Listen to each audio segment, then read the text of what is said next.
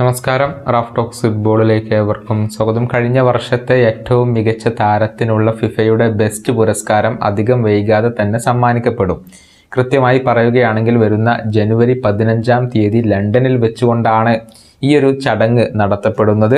ഇതിനുള്ള ചുരുക്കപ്പട്ടിക ഫിഫ നേരത്തെ തന്നെ പ്രഖ്യാപിച്ചിരുന്നു. യുവ സൂപ്പർ താരങ്ങളായ കിലിയൻ എംബപ്പെ, ഏർലിംഗ് ഹാലൻഡ് എന്നിവർക്കൊപ്പം ലയണൽ മെസ്സിയും ഇടം നേടിയിരുന്നു.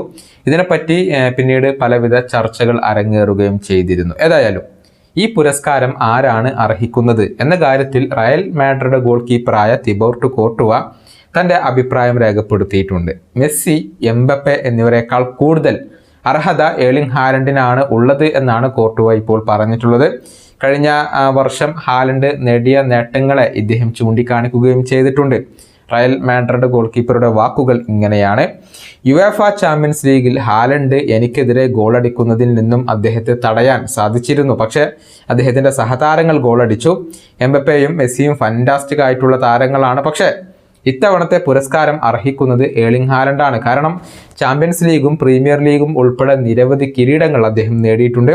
ഒരുപാട് ഗോളുകൾ അദ്ദേഹം കരസ്ഥമാക്കിയിട്ടുണ്ട്. അതുകൊണ്ട് തന്നെ എന്നെ സംബന്ധിച്ചിടത്തോളം ഏറ്റവും കൂടുതൽ അർഹതയുള്ള താരം അത് ഏർലിംഗ് ഹാലൻഡാണ്. മറ്റുള്ളവരും മികച്ച പ്രകടനം നടത്തി എന്നുള്ളത് ഞാൻ വിസ്മരിക്കുന്നില്ല.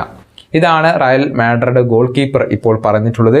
നിലവിലെ ഫിഫ ബെസ്റ്റ് പുരസ്കാര ജേതാവ് അത് ലയണൽ മെസ്സിയാണ്. കഴിഞ്ഞ ഖത്തർ വേൾഡ് കപ്പിലെ മികച്ച പ്രകടനം പരിഗണിച്ചുകൊണ്ടായിരുന്നു അദ്ദേഹത്തിന് ഫിഫ ബെസ്റ്റ് പുരസ്കാരം നൽകിയിരുന്നത്. ഇത്തവണ ഏറ്റവും കൂടുതൽ സാധ്യത കൽപ്പിക്കപ്പെടുന്നത് ഏർലിംഗ് ഹാലൻഡിന് തന്നെയാണ്. കഴിഞ്ഞ വർഷം മാഞ്ചസ്റ്റർ സിറ്റിക്കൊപ്പം 5 കിരീടങ്ങളാണ് അദ്ദേഹം സ്വന്തമാക്കിയിട്ടുള്ളത്. ഈ വീഡിയോയുടെ അവസാനിപ്പിക്കുന്നു. വീണ്ടും കാണാം.